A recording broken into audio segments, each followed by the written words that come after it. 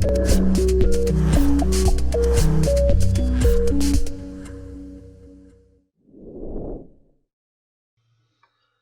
everyone, and thanks to Michael for asking me to say a few words prior to the launch of Troubles, his latest collection of poems from Revival Press. Although this book has been available for some time, the original launch had to be cancelled due to the COVID-19 crisis. But we here at the Limerick Writers Centre have continued to prepare books for publishing during this time. But this will be our first of, I think, 9 books we're working on at the moment since the crisis began to have an official launch. So hopefully it'll be the first of many. This evening we celebrate the launch of a new book from poet Michael Farry. And as I said, it is published by Revival Press, the poetry publishing imprint of the Limerick Writers Centre. Revival Press is a community press established in 2009 to help publish local poets here in Limerick. But since then, we have broadened our horizons and have published poets from other parts of Ireland. It is a not-for-profit press, and our aim is to serve poetry and creativity in all its guises. As a community press, we like to get to know our authors before we publish them. And I'm glad to say that Michael Farry has been a reader at our events in Limerick since, I think, about 2007, when he was our guest poet at the White House Poetry Revival, an event that gave its name to our Revival Press. We believe that it is important that the voices of poets like Michael are heard in order for us to find a deeper meaning in our lives, and has so often been said, notably by Samuel Beckett, words are all we have. And we agree also with the American poet Jane Hirshfield, who says that a good poem shocks us awake, one way or another, through its beauty, its insight, its music. It shakes or seduces the reader out of the common gaze and into a genuine looking. This is what we believe Michael offers us in Troubles. Not a partisan, one-sided view, Michael has not shied away from addressing, while giving it poetic resonance, the clash of Irish men and women on both sides with no quarter given. For many young people today, the War of Independence and subsequent civil war is little understood, and like the recent conflict in the North, has been made obscure by the use of language. Indeed, the title of Michael's book echoes the euphemism we use for the recent conflict in the North, which we know is called the Troubles, a word that has its origin in the Latin turbidus, given us in English turbid, meaning cloudy, opaque, making things confused or obscure in meaning or effect. So we owe Michael Farry a debt of gratitude for bringing this 1921-23 period of Irish history centre stage and into new light and clarity, as only a poet can. The poems offer us a kind of echo chamber and open up to us the cultural history of the participants in that conflict. I would like to wish Michael every success with Troubles, and I would urge all of you to buy a copy, if not personally for Michael, then online from the Limerick Writers Centre website. Gora Magat.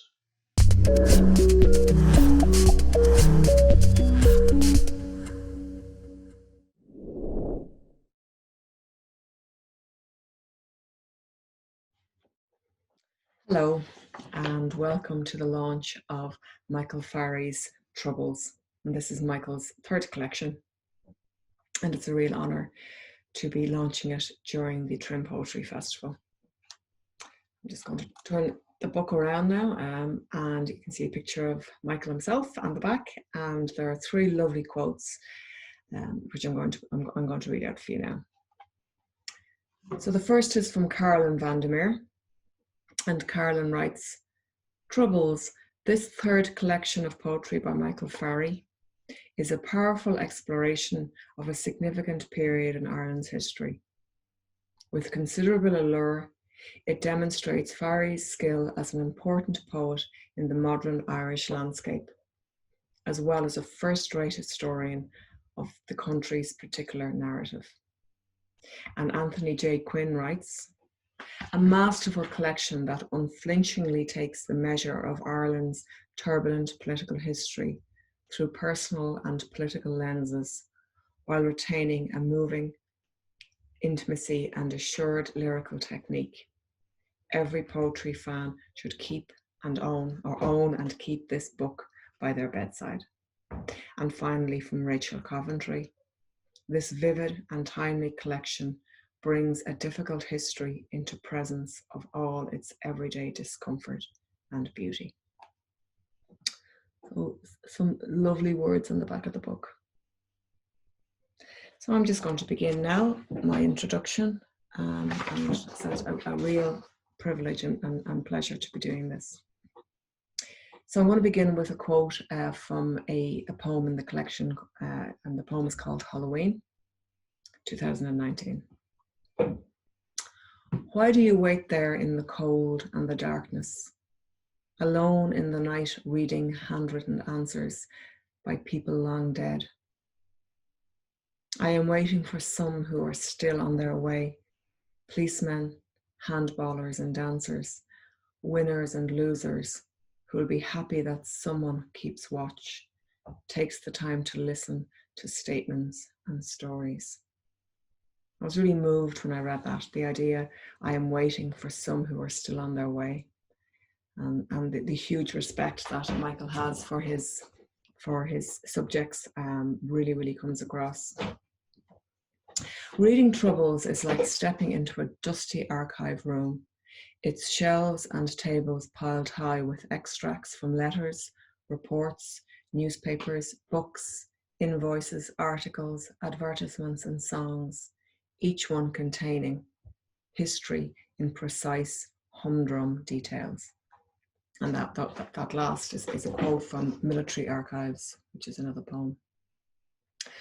Where to begin looking first? How to make narrative sense of the facts and figures?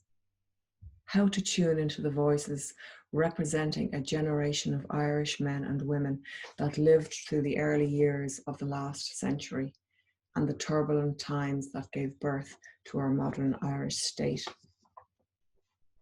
In the hands of a lesser poet and historian, the reader could well come away feeling overwhelmed by the sheer volume of information that's captured within these pages.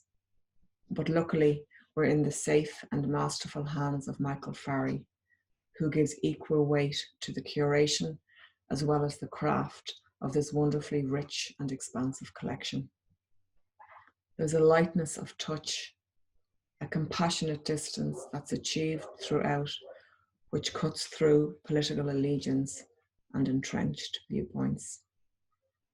And just to give you an example from one of the poems, it's called John Watt, and he was a British soldier whose body was buried during an ambush, but was finally given a proper burial more recently. So here are the words in the poem. I was uncovered, a half-page item in the local paper, a week's wonder. Now I am accepted, allowed to lie beside MacDonagh's, Foley's and O'Rourke's in a spacious grave at the proper depth. The local priest recited Latin prayers, but still no marker to tells my name. No friend or relative knows this spot, and those who know will soon lie near. I am thankful you stopped here, took time to find me out. You who understands the sudden troubles of difficult times, the settlings of centuries.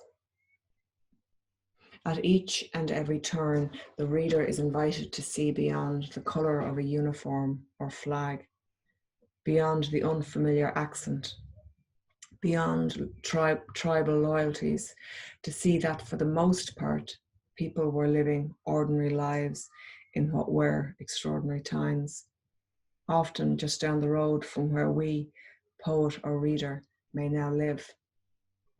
These poems remind us of the importance of honouring the mundane, the local, the personal, bringing to mind that famous line in Kavanagh's poem Epic, gods make their own importance. There's huge variety in the subjects, poetic forms and voices in the 6 sections which make up the collection, keeping the reader at all times engaged and curious as to where the next poem will bring them. I was particularly delighted to come across poems that explore the experiences of women, and was moved to hear, in the words of the poet himself when I was chatting to him, how these women asserted themselves into the collection, and how he'd fallen a little in love with a certain Mrs. Louisa O'Flynn nee Stockdale, a fellow poet and short story writer, and she lived from 1883 to 1961. One of the most devastating poems in the collection, Dressing Him, is told from the point of view of a young widow dressing the body of her dead husband. Your last clothes are lifeless, clean and pressed. I raise your shattered head, ease the white vest over, insert limp arms, gently cover your chest, its staring wound, then lay you flat again. Next, below, I do the necessary, expecting you to protest. Wave your useless arms about, open that one eye, mock my shameful stare. I clothe your thighs, refusing tears, remembering the last time, how shy you still were. Let us keep such memory close by, in one of our secret hiding places, warm and dry. Another poem, Hairdo, is prefaced by a quote from the Bureau of Military History, which highlights the complicated lives of women during wartime, whether as civilians or involved in the fighting. I remember at the time young girls from Cork going out to Ballincollig to meet the British soldiers. We curbed this by bobbing the hair of persistent offenders. Short hair was completely out of fashion at that period, and the appearance of a girl with bobbed hair clearly denoted her way of life. Bureau, and it comes from the Bureau of Military History, 1913 to 1921, and that was a witness statement. The 5-part poem, Consumption, chronicling an unsympathetic mother's decline and death, reminds us that in the midst of war and unrest, the natural cycle of life and death goes on. I read everything I could about consumption, tuberculosis, wasting disease, white plague, so I knew what to expect when I rushed back from college. Loss of weight and appetite, fatigue, flushed cheeks, and the coughing up of blood. And that comes from a poem called The Letter. I watched you leave, your slender nose sharpening, your flushed cheeks glowing, your eyes glittering in their deep hollows, your shoulder blades like the wings of birds. And that's from The End. And just as an aside, I wrote this before the lockdown, and I was really struck when I was reading it again, and just reminding us about, I said, in the midst of war and unrest, the natural cycle of life and death goes on, and just really conscious of, in the midst of COVID-19, the cycle of life and death goes on as well. And so that there was kind of quite a jolt in terms of that realization that we are really living through turbulent times at the moment. So there are 69 poems in the collection, each one shedding a different light on our shared history. To rob part of a line from the poem Stained Glass, they have no answers beyond the coloured silence of all their storied pieces, leaded together, eternal. Every reader will have their favourites they'll want to revisit again and again. A sample of Dead Michaels is one such poem for me. A found poem, all the lines are taken from the online military service pensions collection. The poet inserting nothing of himself into the poem, except maybe an unspoken fellowship felt with these dead men who shared his name. Shot dead while defending Boyle Workhouse against the anti-treaty group. National Army, killed in action on the third day after the first landing of the troops in Kerry. Died by military execution in Tuam for the possession of a rifle and ammunition. Michael Docherty, Michael Purcell, Michael Monaghan. There's an intimacy to this collection that will stay with us long after specific details might be forgotten and the facts and figures have receded from memory, that for this reader will be the enduring legacy of Troubles. Like Martina Evans' collection, Now We Can Talk Openly About Men, or Ken Loach's film, The Wind That Shakes the Barley, Michael Farry has brought to life our country's history in a way that allows us to connect on a personal level to those men and women whose lives and deaths are part of who we all are. I'll leave the last words to the narrator in the poem, Paul Gauguin, who wants to say to Paul, a soldier killed in action on September 8th, 1922. I want to tell him all that has happened since, how it was not in vain, explain how everyone was partly right, how free we all are now, more or less, despite the desperate state of the railways. And Paul Gauguin was killed in action on September 8, 1922. So it really was kind of a profound read for me. And with 69 poems in the collection, there's a richness to it and a depth to it that really does invite us to come back again and again and read it. And I envy those of you who haven't read it yet, because it's ahead of you, and those of you who have read it already, you know exactly what I'm talking about. So it is my great honor to launch Michael Farry's Troubles, and I really hope you enjoy listening to him reading some of the wonderful poems from the collection.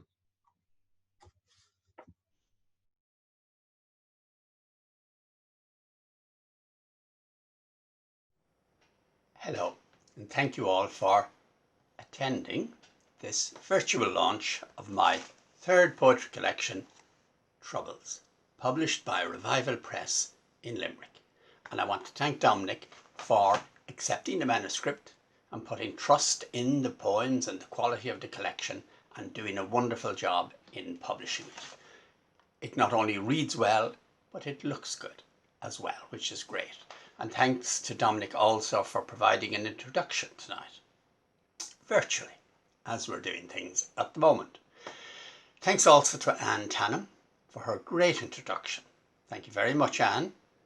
Obviously read the book very carefully, thought very carefully about it, and her responses were wonderful. It's great to think that somebody actually reads your work and, in a sense, gets it. So thank you very much, Anne. Your words are much appreciated. There's a lot of other people as well, I should thank, and there's a full page of acknowledgements in the book, so I won't mention any names now, except to thank the family, children, grandchildren who have supported me and shown interest over the years. Thanks to all my friends, poetry friends, history friends as well, colleagues from history and poetry, groups I've been involved in, and the wider poetry and history communities. I'm going to read some poems from the collection tonight and maybe say a few words about each one as I read them. And I'm going to start with a poem that Anne mentioned earlier, and it's the first poem in the collection. And in a sense, it deals with the fascination of the material. I've spent probably, 40 years researching the history of the War of Independence, especially in Sligo, the Civil War as well, the Great War also. And over the years, the amount of material available has increased year on year. So at the moment, there's an enormous amount of original material from that period and about that period. And it can be fascinating going through letters written then or at a later stage and reading what participants actually said. And particularly fascinating are the recently released pension records, where participants, in order to claim a pension, had to fill in forms so that their answers, if you like, are short, condensed, and lacking any sentiment or emotion, I suppose, saying what they did or what they suffered in brief sentences and phrases. And it can be very, very moving and affecting. So this is called military archives. In hushed, high-ceiling rooms, penciled, cotton-gloved, he takes documents from cardboard boxes, their edges crumbling as he reads. He eavesdrops on conversations and replies. He admires the monument's restraint, the quote in Irish, but the veterans will demand a firearm. A local leader apologizes to the action hero for his reports, promises him weekly details in indelible ink, meticulous listings of their every kill. But it's the bureaucratic questionnaires that fascinate him. Those answers setting out an active service history in precise, humdrum details. He envies them, their routine recording of abnormal times, their unadorned phrases in copybook script, their stored up memories and regrets. Collection contains quite a number of found poems, that is, poems which use words from another source and are shaped by the poet, myself, into a poem. And that's partly comes from the fascination with all the material that is available, written firsthand by people at the time. And one example of that is this poem called The 1916 Rising. And all the words, phrases, sentences come from the Irish Independent of the 24th of April 1916. That's Easter Monday, the Easter Monday of the Easter Rising, coming from the social and personal columns. The 1916 Rising. The Duke and Duchess of Wellington have left Apsley House for Ewhurst Park, Basingstoke. The Duke of Devonshire's heir, the Marquess of Hartington, attains his majority next month. He is at present an ADC at the front. Lady Victoria Primrose, Lord Derby's daughter, who married Mr. Neil Primrose in April last, has given birth to a daughter at 5 Stanhope Street. The Dowager Marchioness of Headford is spending the Easter at Bath. One of the things I tried to do in this collection is to give prominence to some of the individuals who got caught up in the conflict on one side or the other, or maybe on none. People who, in my history writing, maybe got a line, a paragraph at best. But I wanted to give them a little bit more prominence and maybe even to speak in their voice and see, can I imagine how they felt? And two particular RIC people attracted my attention because I'm a native of Sligo and I'm living in Meath. One of them was a Meath man who was killed in Sligo on service, and the other was a Sligo man who was killed in Meath on police service.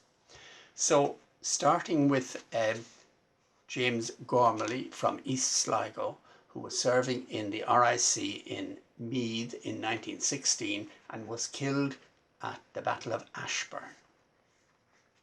He was serving in the barracks in Longwood in South Meath. RIC Constable James Gormley, 66800. My poaching making experience in the mountains of East Sligo is useless in flat South Meath. In Longwood, unlicensed dogs, unlit bicycles and late drinking are the limits of lawlessness. A high point, the family I found in the Mart stable, wind blowing through their tatters. The court found the parents' earnings were spent on drink, not just Sligo, sent the wife to trim workhouse, the children to industrial school. I sent the Chronicle report, family in a stable, to mother, proud. Last weekend, we marched each day to chapel, joined in Easter ceremonies, death and resurrection. On Easter Monday, I cycled to Trim, strolled round the castle. She agreed to meet me again next weekend. Back in barracks that evening, news of the Dublin rumpus unsettled us. I was sent to Slane to guard the castle. All week, wild rumours circulated. Germans in Cork, marching on Galway. Dublin in ruins. U-boats in the Liffey. Then this morning, the call came and we're on our way. A convoy of 60 in requisitioned motors to Ashburn, where the barracks is under attack by ragtag rebels or invading Germans. I'm scared. Almost there now. At the cross. Shots. We halt. Hear an order. Out, out. Make for the ditch, the hedge. Shelter. Relief. No Germans. Just ourselves alone, shooting at each other from behind hedges. I jump and run. And the other RIC man is Patrick Perry from the Believer area, who was stationed in Cliffany and was killed in the Cliffany ambush in October 1920. RIC Sergeant Patrick Perry, 56270. I am cornered between the mountains and the ocean on this bare strip, exposed, far from the flat security of Coolronan, hanging on for the pension. Gradually, we have become outcasts, the local enemy, caught between careless government and wide-eyed idealists. So we keep quiet here, make no ripples. I suspect that this reported vandalism is a trap, but remind my men of duty. Lead a patrol, 9 cyclists. For a sawn-off cart shaft, I will lay down my life. We took up our greatcoats, sling rifles, face the merciless October wind, pedal south towards 40 fellow countrymen behind ditches, intent on making headlines, challenging an empire with shotgun, rifle and revolver. Just before the Angelus bell, we will reach their position and they will open fire, killing fathers, sons, husbands.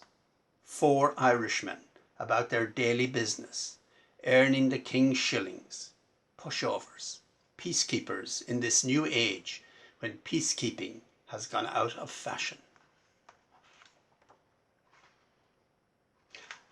And there's another man who was killed during the Civil War that I was interested in, partly because his family lived in the station house in Killarney, and our family, after it was finished as a station house, lived in the same house. His family originally came from the south of Ireland and his father was station master in Liney Station, Killarney, and his name was Paul Gagan.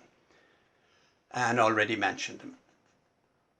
So I imagine in a dream that he's outside the station house. That line, of course, has long been closed and it's now overgrown. The station house is now empty and it's falling into disrepair. Paul Gagan, killed in action, 8 September 1922. He paces our platform every night, waiting for the train that never comes, a Munster man lost in rural Sligo. I tell him his station's closed for years, tracks overgrown, sleepers rotted. He ignores me, mutters oaths, calls out a name or two, Billy, Seamus, Harry, stops, listens as if he hears a far reply or an approaching armoured train. But the sounds I hear are commonplace. Vixen, late motor in the village, restless dog, wind shiver in the ashes, nothing more. I want to tell him all that has happened since, how it was not in vain, explain how everyone was partly right, how free we are now, more or less, despite the desperate state of the railways. But most of all, I want to ask him questions. Why? Why not? One section of the book is called the Sligo Novel, and it has a number of poems about fictitious character, Beatrice Kilgannon, living in Sligo and working in her father's cinema. Ty Kilgannon actually did have a cinema in Sligo at the time, showing silent movies, of course, and how she met an irregular, an anti-treaty IRA man called Daniel Gallagher, again a fictitious character. It also deals with how she had to see her mother die from TB just before the Civil War. So one of the poems is called The Assistant Projectionist, and this is where Daniel meets Beatrice in the cinema. And the film that's referenced in this poem is Broken Blossoms, which was directed by D.W. Griffith and starred the famous Lillian Gish, and was released in 1919 and was actually shown in the cinema in Sligo at this time. The Assistant Projectionist. Enticed by Lillian's latest feature, they flocked, exchanged chit-chat until organ charmed them to their seats. Halfway along the corridor, sensing a stranger, I stopped. In long shot, a Keystone comedian, loose swishing coat, body twisting, unsure of direction, muddying your carpet. In mid-shot, a lion alert for prey or predator. He paused, right ear cocked, eyes darting. Close up, a refugee in flight, weather-tousled, scraped forehead, scent of a burrow dweller. His eyes begged sanctuary. I pointed left to Joe's projection room. He fled inside. Enter 6 soldiers, buttons glinting on fresh green, polished rifles ready, veterans of Tom Mick's matinees. 4 took the auditorium to the corridor. I said, "You know Joe, of course," and pointing to the stranger adding, "The assistant projectionist." They left. Patrons, schooled by regular rehearsals, suffered searched handbags and interrogation. The musicians halted, but the travelogue reeled on. Silent Indian elephants bore trees across the screen. Finding no wanted face, the warriors withdrew. I sat in the auditorium until the end, watching dreams disintegrate from Buddhist bells to bare fist blows. When the audience departed, I looked for him. "He left after the father killed the girl," Joe said. I found his spattered coat behind the door, abandoned. The last poem in the book is called "The Modern Irish Historian is Condemned," and it's in memory of David Fitzpatrick, Australian, who lived in Ireland most of his academic life, wrote many books. The most famous was probably the first one, a book on the Irish Revolution in Clare, which was groundbreaking and had a major influence on everybody who wrote about Irish history, especially that period afterwards. And this has 3 long stanzas, and it deals really with that problem of bias in history, lack of bias, and the expectations of some people that historians should be, if you like, on their side. And there's a repeated phrase used in it, the phrase, "go for me head on," which comes from Seamus Heaney's poem, The Flight Path, in his 1996 collection, The Spirit Level, which also deals with the same sort of demand that the poet take sides in conflicts. And in this poem, in the first stanza, the Irish party attacks the modern historian for not being more sympathetic towards their side. Second stanza, the Free Staters attack him for not showing more sympathy and bias towards them. And in the third stanza, the Irregulars, or the anti-treatyites, attack him for not being more sympathetic to their side. The historian can't win. So I'm going to read just the middle stanza of this to give you a flavour of it. The modern Irish historian is condemned. Free Staters heading for the capital recognise me by the for sale posters and book reviews. Go for me head on. Complain of blatant lies and romantic nonsense glorifying blood and arms, dead heroes making all the news, diehards killing for the imagined good. Just tell the truth, he said, how we crazy few stood firm, resolute, faced down the wrecking crew, cobbled together a makeshift government, and from the chaos of the malcontents a free state army.